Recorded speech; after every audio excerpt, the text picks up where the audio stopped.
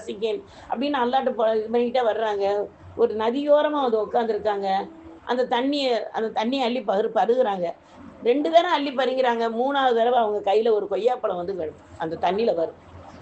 தண்ணியில் வருது. அந்த பழம் பார்க்குறதுக்கு சாப்பிடணும் போல் அவங்களுக்கு ஒரு எண்ணம் வந்துடுது. அந்த பழத்தை என்ன செஞ்சுட்டாங்க, 3 முறை கடித்து சாப்பிட்டுட்டாங்க. மிச்ச பழம் கையில் இருக்குது. அந்த 3 தடவை முழுங்கினதுக்கு பிறகு தான் அவங்களுக்கு அந்த எண்ணம் வருது. இந்த தண்ணி வந்து ஓடு தண்ணி. அந்த ஓடு தண்ணியில தான் இந்த பழம் வந்துச்சு. இந்த பழம் இந்த தோட்டம் யாருக்கு உரியதுன்னு தெரியலையே, நம்ம அவங்க அனுமதி இல்லாமல் நம்ம திட்டுட்டோமே. அந்த உறுத்தல் ஆரம்பிச்சிருச்சு. அந்த 3 கடி கடிச்சு உள்ள செலுத்த பழம் மட்டும் கையில், மிச்ச பழம் கடித்த பழம் கையில் இருக்குது. அதை கொண்டுக்கிட்டு அந்த நதியோரம் நடந்தே வர்றாங்க. அந்த கொய்யாப்பழ மரம் எங்கிட்டாவது இருக்கா பார்ப்போம், இந்த தோட்டத்துக்கு யார் தோட்டம்னு தெரியலையே. வந்து கொஞ்சம் தூரம் நடந்து வந்ததுக்கு பிறகு ஒரு கொய்யா மரத்துடைய கிளை இந்த நதி பக்கமாக சாஞ்சிருக்கு. பார்க்குறாங்க, அந்த ஒரு தோட்டம் இருக்குது. அதுக்குள்ளே போகிறாங்க. போய் சொல்கிறாங்க, நான் இந்த மாதிரி ஒரு பழம் வந்துச்சு, அந்த பழத்தை நான் எடுத்து 3 தடவை கடிச்சிட்டேன், உங்கள் பழம் உங்களை அனுமதி இல்லாமல் அப்படின்னு அந்த தோட்டக்கார்ட்ட போய் சொல்கிறாங்க. அந்த தோட்டக்காரவங்க சந்தோஷப்பட்ட, இப்படி ஒரு சாலியான ஒரு மனிதனா அப்படின்னு ஆச்சரியப்பட்டு என்ன செஞ்சாங்க, அல்ஹம்துலில்லாஹ், நீங்கள் வந்து இந்த கனிக்கு எங்கள் தோட்டத்தில் வேலை செய்யணும்.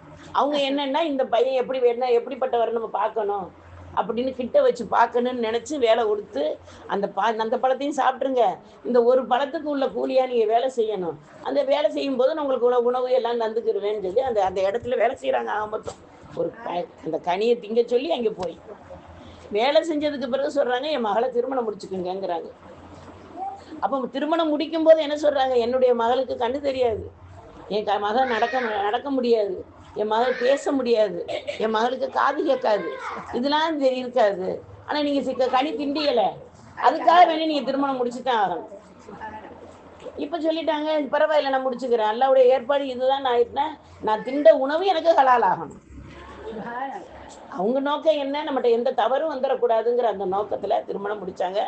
திருமணம் முடித்து பார்த்த பிறகு அந்த பெண்மணி மாஷா அல்லான்னு இருக்காங்க, எந்த விதமான குறையும் இல்லாமல். இப்போ கேட்குறாங்க, நீங்கள் இத்தனை குறை இருக்குன்னு சொன்னீங்களே. அப்போ அவங்க சொல்கிறாங்க, என்னுடைய மக தீயதை பார்க்க மாட்டா, அதனால நான் கண்டு தெரியாதுன்னு சொன்னேன். தீயதை கேட்க மாட்டா, அதுதான் நான் காது கேட்காதுன்னு சொன்னேன். தவறான இடங்களுக்கு போக மாட்டா, அதான் காது நடக்க மாட்டான்னு சொன்னேன். அப்போ உண்மையை மட்டும்தான் பேசுவா, அதனால தான் பேச மாட்டான்னு நான் சொன்னேன். வேறு மற்றபடி எல்லாம் நலன் இருக்குது. அப்போ அந்த சாலிகான பெண்மணி அல்லாஹ் தஆலா கொடுத்து உலகத்துக்கே குதுபை கொடுக்கறதுக்காக மொய்தீன் அப்துல் காதர் ஜெயிலானி சிரவுல் அஜீஸ் அவங்கள அந்த தாயின் வயிற்றுல அல்லாஹ் உருவாக்குனாண்டா, அந்த கலாக்கதிரில் இருந்ததை தான் அல்லாஹ் நடத்தி கொடுத்தான். இருந்த விஷயத்தை தான் அல்லாஹ் அவன் எழுதுனதை தான் நடத்தி கொடுத்தான். அப்போ அந்த சாலிகான வாழ்க்கைக்கு நம்மகிட்ட அல்லாட்ட, ஏன் அல்லாஹ் என்னுடைய இந்த கலாக்கதிரில் நீ தீமைகள் எழுதியிருந்தால் உன்னுடைய பொருத்தத்தை கொண்டு ரசூல் ஸல்லல்லாஹு அலைஹி வஸல்லம் அவர்கள் பேரில் நாங்கள் ஓதக்கூடிய சலவாத்தை கொண்டு எங்கள் துன்பத் துயரத்தை அழித்துட்டு எங்களுக்கு இன்பத்தை தாயா அல்லான்னு கேட்கணும். அவனால முடியும், ஆக்கவும் முடியும், அழிக்கவும் முடியும். நம்மளுடைய தக்தீரில் உள்ள விஷயங்களை அவனால் மாற்றவும் முடியும், அழிக்கவும் முடியும். அப்படிப்பட்ட ரப்பிட நம்ம இன்ஷா அல்லாஹ் மனமுருகி துவாவை செய்து, எப்படி ஆதம் அலைஹிஸ்ஸலாம் வெற்றி அடைஞ்சு திரும்ப சொர்க்கத்துக்கு போனாங்களோ, உலகத்துக்கு வந்து பாவம் பண்ணி அல்லாட்ட கேட்டு என்ன செஞ்சாங்க, திரும்ப சொர்க்கத்துக்கு தானே போயிருக்காங்க. அவங்க ரூஹ பிரியல கூட என்ன சொன்னாங்க, என்னுடைய ரூஹ பிரிஞ்சு வரும்போது மலக்குமார்கள் பாவம் மன்னிக்கப்பட்ட ஆதம் அலைஹிஸ்ஸலாம் வர்றாங்கன்னு சொல்லுவாங்களா, பாவம் செய்து விட்டு போன ஆதம் வருவாங்கன்னு சொல்லுவாங்களா, எப்படி சொல்லுவாங்கன்றதுக்கு ரப்புல் ஆலமீன் சொன்னால், நீங்கள் மன்னிப்பு கேட்ட ஆதம் அலைஹிஸ்ஸலாம் வர்றாங்கன்னு தான் மலக்குமார்கள் உங்களை சொல்லுவாங்க, அதனால் நீங்கள் கவலைப்படாதீங்கன்னு அல்லாஹ் ஆறுதல் சொன்னான்னு வரலாறு.